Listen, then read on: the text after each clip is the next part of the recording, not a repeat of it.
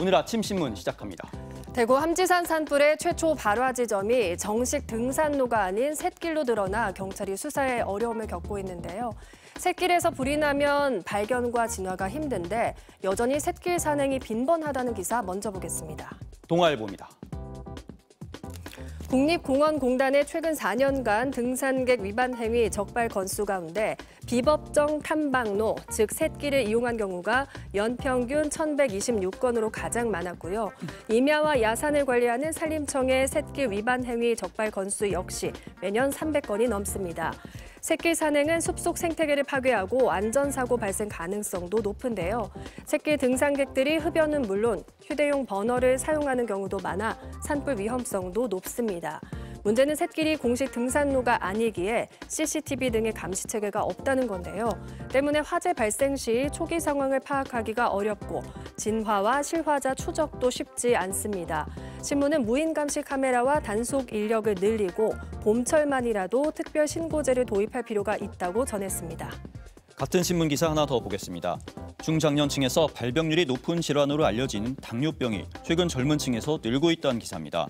대한당뇨학회 학술지 자료에 따르면 19세에서 39세 중 2형 당뇨병을 앓고 있는 사람은 2010년 1.02%에서 2020년 2.02%로 10년 사이 2배가 늘었습니다. 유전적 요인보단 비만과 식습관, 운동 부족 등 환경적 요인의 영향력이 커지고 있습니다. 비만과 청년 당뇨병 증가의 연관성이 뚜렷해서 체중 조절만 성공해도 증상이 개선될 수 있다고 합니다. 당뇨병은 완치가 어렵기 때문에 청년기에 앓기 시작하면 유병 기간이 길고 장기간 치료받지 않으면 합병증이 생길 수도 있습니다. 이어서 조선일보입니다. 최근 현장에서 육체 노동을 하는 블루칼라에 대한 젊은 세대 선호가 높아지고 있다는 소식입니다.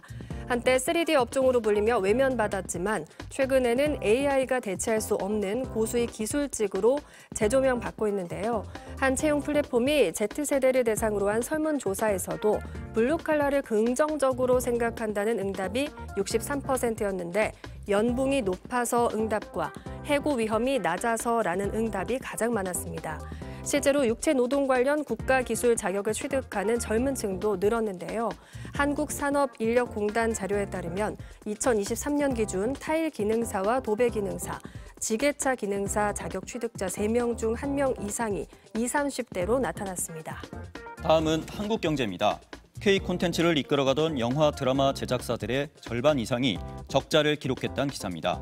지난 2016년 넷플릭스가 국내에 진출한 이후 폭등한 제작비가 주요 원인으로 지목되는데요. 그해 방영된 드라마 도깨비의 회당 제작비는 9억 원이었지만 오징어 게임 2는 70억 원이 넘는 것으로 추정되고 있습니다.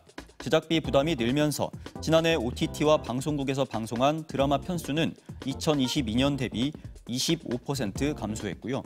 영화는 배우들의 출연료 인상에 코로나 이후 극장을 찾는 관객까지 줄어드는 이중고를 겪으면서 2022년에 비해 개봉작이 160편 가까이 줄었습니다.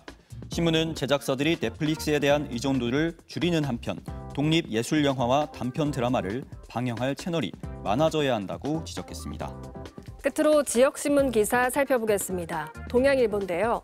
최근 청주 오송 고교생 흉기 난동 사건과 관련해 학교 내 폭력이나 안전사고에 대한 불안감이 커지고 있지만 학교 전담 경찰관 제도의 실효성이 떨어진다는 기사입니다.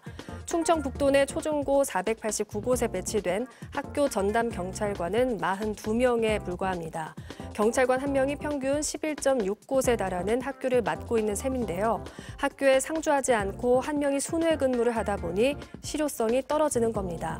학교마다 경찰관이 상주해야 한다는 제안도 나오지만 경찰 인력 동원이 치안 공백으로 이어지고 예산 문제 등 넘어야 할 산이 적지 않다고 신문은 전했습니다. 지금까지 오늘 아침 신문이었습니다.